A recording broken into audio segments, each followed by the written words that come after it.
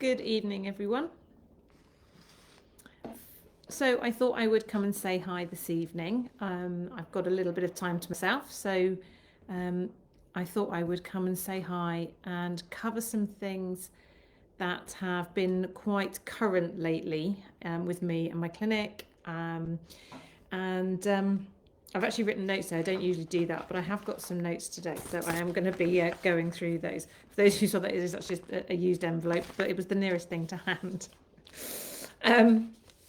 So following the lemon bottle and the appropriate aesthetics lives, I've had an enormous amount of feedback. I've been contacted by a journalist. It's been a really interesting event. Those of you who don't know me, those of you who don't normally join, I'm starting to find new people are starting to join me. I'm Sally Wagstaff of Sally Wagstaff Aesthetics, and I am a registered nurse and independent nurse prescriber, and I run a medical aesthetics clinic in Lichfield town centre. So the title of the post should tell you what I'm here to talk about. And I'd just like to apologise for it, but I'm just pretending our paint splatters here, our testers are a bit of abstract art for today. So you'll have to excuse that. We're in the process of doing a renovation at the minute.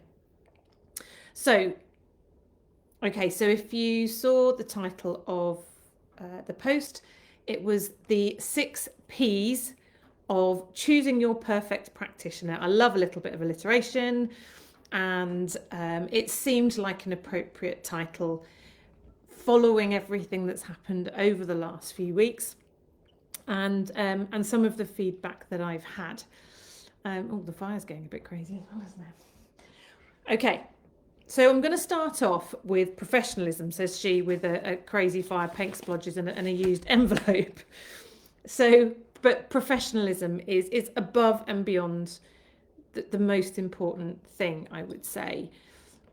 Those of you who follow me, those of you who know me, will know that I believe that only medics should be doing injectable aesthetics. There are some very talented, very well qualified non-medic aestheticians out there who are doing amazing things with skin, and I don't see any reason why they shouldn't be offering sort of really in-depth skin treatments like microneedling and chemical peels, really good skin products.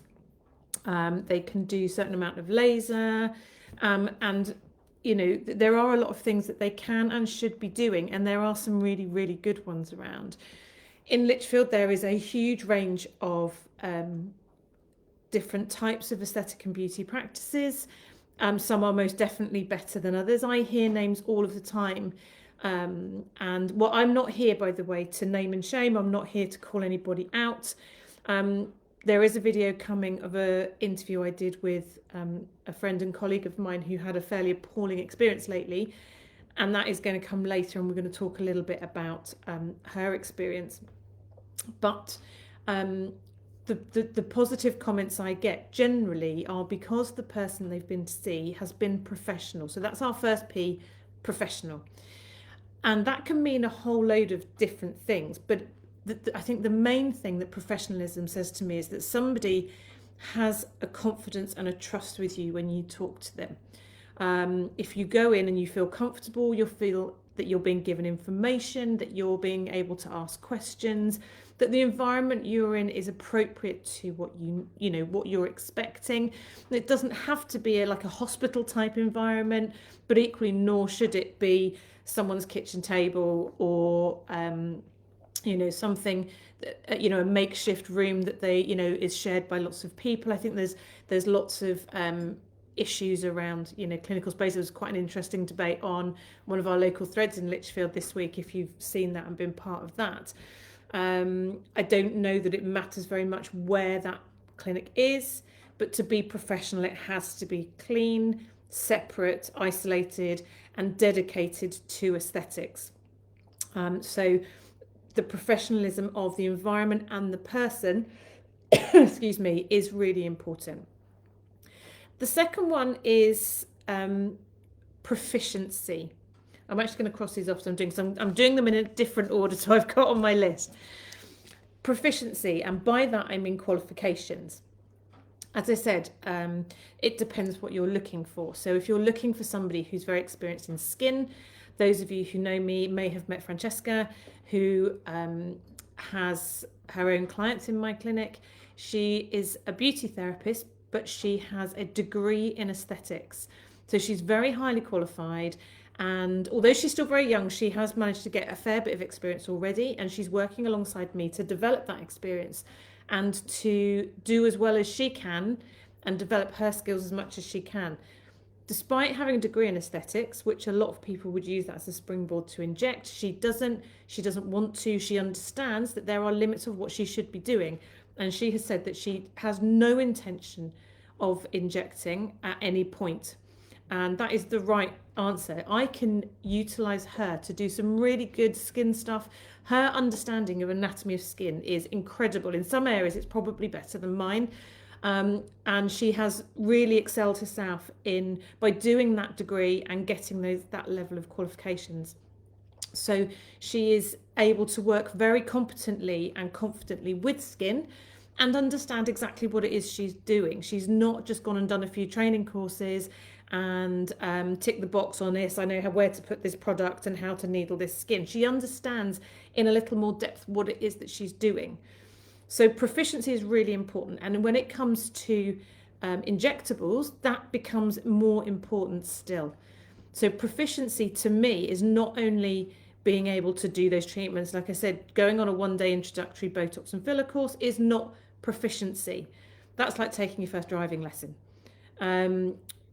Despite having been nursing for over 30 years, I did 3 courses before I even started injecting people outside of courses. I've gone on to do many more courses since then, and I will be going on to do level 7 at some point as well. So because the way that the industry is changing, we're going to have that level of qualification. I do have a master's degree. Obviously, I'm a registered nurse. And I have a very good mentorship kind of support group that I work alongside as well, because it is really tough when you work on your own. So I am well qualified, Fran is well qualified, but we know what our limitations are and should be, and constantly striving to improve those all of the time.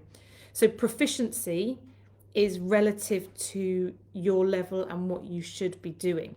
I wouldn't attempt any treatments that I wasn't proficient in, and what should be included in that is proficiency in relation to emergency care, understanding of the drugs that we're injecting into people, how to treat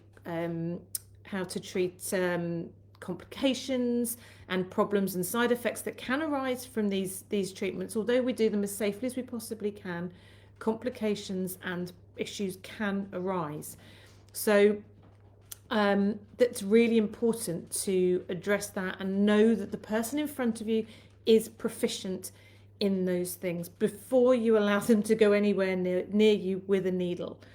If you're there for model training, for example, and the person in front of you perhaps isn't completely proficient, because we all have to start somewhere, you need to know that they are supervised appropriately.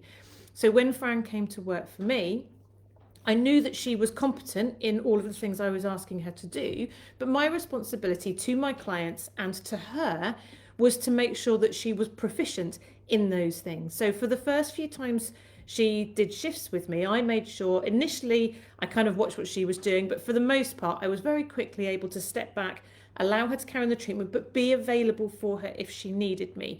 Most of the treatments she had used the same equipment and all those kind of things as before, so she didn't need much support, but it's my responsibility as the business owner to make sure that she is proficient in those things.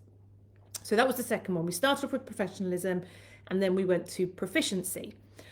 The next thing for me is preparation, and this also comes into pre and post treatment. So preparation, have you been given the appropriate information before you arrive? Now, it might be that there's very little to give you until you're physically in the clinic, and that's fine. But if it is required, because you may need to do some pre-treatment or something like that, has that been done? Have you had a full consultation? That includes doing a medical questionnaire that the practitioner then reads and questions anything that you've ticked yes to, or investigates further anything that is unclear, or is anything other than what we would expect. Does that person then go on to explain exactly why those things are important? Have you had an explanation of the treatment that you are about to have? Do you know exactly what it is you are about to undergo? Because if you don't, do not let them go anywhere near you and do anything. And I think we can all be guilty of that sometimes as well. I'm not here to say that I'm the best practitioner in Lichfield. What I'm here to say is that I work to a certain standard, and that I am always striving to improve myself. And I do know occasionally that perhaps halfway through a treatment, somebody might say, oh, so how, what's going to happen later? Now, it may be that we've brushed over it at the beginning, or it was on the questionnaire or on the consent form, but my job is to make sure that that is completely understood. And sometimes we can be guilty of assuming knowledge. And so my job is to be very careful that I haven't assumed anything from that patient. Even when I've seen several times before, it's still important for me to say, I know you've had this before. I know you understand what it is we're going to do. Are you happy with how this is going to go? What you're going to need to do for aftercare? What any downtime might look like? And are there any questions that you want to ask me? And that questioning can go on at any point throughout the treatment, before the treatment, after they've gone home. That is a really, really important part of the treatment, is the explanation and the ability to ask questions. Have they been given all of the information that they require? And is everything ready for the treatment? I know it gets a bit crazy sometimes when you're fully booked, so that actually preparing and getting ready for a treatment can look slightly chaotic. So if you're not sure and you're not happy with how things look, just ask questions. That's the key thing is asking questions and getting appropriate answers. And if you're not getting appropriate answers and you don't feel prepared, and you don't feel that the practitioner is prepared, you need to find out why and if that's going to change, and if you can then feel happy with the preparation that has occurred for that treatment. The pre and post treatment, I kind of have touched on that as well. So were you given appropriate prep? Was there any products or things you had to do or not do in the run up to a treatment? For even down to things like body piercing, for me, I always ask if they've had anything significant to drink alcohol-wise in the previous 24 hours, which is also relevant to injectable treatments. Did they need to use a particular product in the run-up to a treatment? Were they supposed to abstain from using a product? The key one for that is retinol. In an ideal world, you wouldn't use a retinol for 5 to 7 days before a chemical peel, for example. Are you giving the right advice about downtime and then aftercare? Do you get a verbal aftercare, written, email aftercare? How are you doing? How are you getting that aftercare? Are you feeling like you have the appropriate information to know what to expect, what downtime there is, what you have to do to manage your skin or the area that you've had treated afterwards? And don't just rely on a verbal thing, because we forget. I think that they've done studies on this, and you forget at least 60% of what you've told in a consultation, and that can be with a doctor or in any of those kind of situations. Take someone with you sometimes if you want to remember stuff. All of my treatments have a card aftercare that gets given to them alongside any products that I want them to use for that next few days if it's something they don't have already. And invariably I will also email those instructions.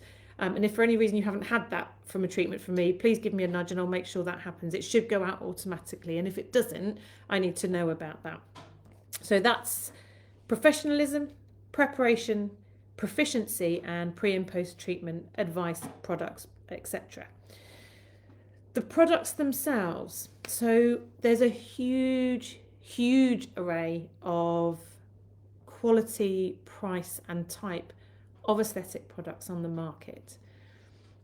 It can range from £50 for lip filler to £300 for lip filler, and in some places more expensive than that.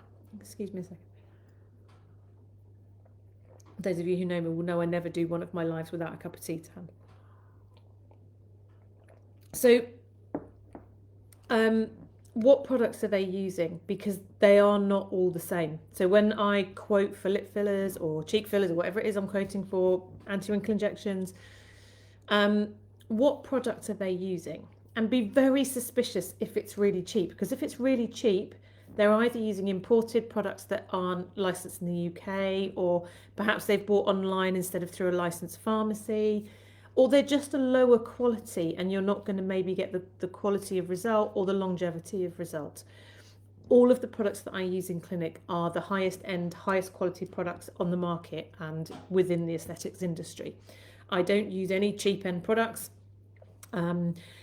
There are, I said, the cost of fillers to purchase is huge. It's completely different. I know somebody recently came to me and they were using a product that when I looked it up, it was 6 times less than I pay for it. Now, price doesn't necessarily indicate quality, but because of where I'm going for my products, I only buy aesthetic products from registered pharmacies. And the one I use most of all is local. I can drive to it, pick them up. They've won loads of awards at the aesthetic awards and things like that. They are a quality pharmacy, and I know that all the products I'm getting are genuine. I haven't bought them on Amazon, God forbid, but people do. So quality of products, are they appropriate for the job? You know, so if somebody came to me and said, oh, I'd really like to have lip fillers today, but I haven't got the appropriate product for them, you know, I wouldn't just go, oh, we'll just whack this in instead. I would rebook them if that you know, occurred. Ideally, I would have it ready for them, but if it was a short notice appointment, I might not always have that product there, so I would make them wait until we got the right one. And then the last one for me is personality. If you read the post originally, I'm not here to say, you know, I'm the best and only aesthetics practitioner in Lichfield. I can only tell you what's important to me and how I manage and treat my clients. And I'm old enough and content enough to understand that not everybody is going to like me, and that's okay. If you are happy in the company of your practitioner, you're likely to get a much better experience for lots of reasons. Some of it is even just perception of result and experience. If you are happy and comfortable with the person that you are with that is treating you. If you don't like me, I'm a big girl, I can cope with that. I'm not offended by that. If you come and have a consultation with me and for any reason I don't feel like the practitioner for you, go somewhere else. Ask me for a referral. Like I said, I'm not precious. It's okay. Go and find the one that is that's going to be right for you and that you are comfortable with. I've got lots and lots of colleagues, lots of contacts. I could refer you. I would like to see as many as possible, but if I'm not the right practitioner for you for whatever reason, there are plenty of others out there. And like I said at the beginning, I get comments about a lot of the aestheticians in the area. And I have some really good colleagues locally as well who I refer to sometimes, and for a variety of reasons as well. So if you're not happy with that person in front of you, find someone that you are happy with. So, and actually be honest about it. You know, don't make me keep following you up and go, oh yeah, maybe later or whatever. Just say, I don't think you're the right practitioner for me. Give me the feedback actually, because it's really useful to us to know, you know, if there's a reason, if there's something that you haven't understood. And if it's you didn't explain it very well, then actually that's really important for me to understand that has happened. So just as a quick recap, the P's of picking your practitioner. Professionalism first and foremost, and that's the person and the clinical space that you are entering into. Their proficiency, what is their level of qualification for the treatment that you are trying to have? And that's not to say that junior and lesser qualified aestheticians haven't got a place, because we all had to learn somewhere. So, but are they proficient and capable and competent in doing what you need them to do? And if they are a beginner, if it's a models training day or whatever it is, have they got the appropriate supervision to do what it is that it is being asked to do? Are they prepared? Were you prepared? Do you know exactly what it is you're having? Do you know what products you're having? And do you know what your aftercare is? Was there anything needed beforehand? And have you got a complete understanding of what is required afterwards? And and don't expect to remember it. Have you got that in writing, either with a written information or an email?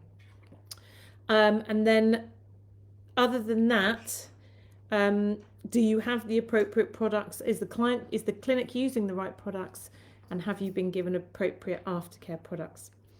I'm going to wind it up here, but the last thing I will say is the one P that I haven't got on here is price. Because I absolutely firmly believe we absolutely should not be shopping on price. Cheap generally means less good and if it's really cheap, you really need to know why. Are they sharing, Botox bottles? Are they, are they offering you a split of a syringe to share with your mate for your lips? All of those kind of things, or 3 areas in your lips for 150. I can't do those treatments for that price. So if they're doing them that cheap, we really need to know why. Expensive doesn't necessarily mean good either, but aesthetic products are expensive. I can't say that now. Aesthetic treatments are and should be expensive. If you're getting quality treatments, quality training, decent insurance, all of those things, it's an expensive arena, expensive industry, and they should not be cheap. But I haven't put price as one of the things to consider directly, because that implies that by considering price you should go cheap, and please don't. Is the price appropriate for what you are getting? Do you understand why that practitioner charges as they do? And please don't shop on price.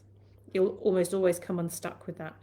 And also for practitioners that are underselling themselves, the good ones who don't feel they can charge enough because of the others that are charging too little, it can be quite difficult to feel that decent practitioners should be charging enough for their services.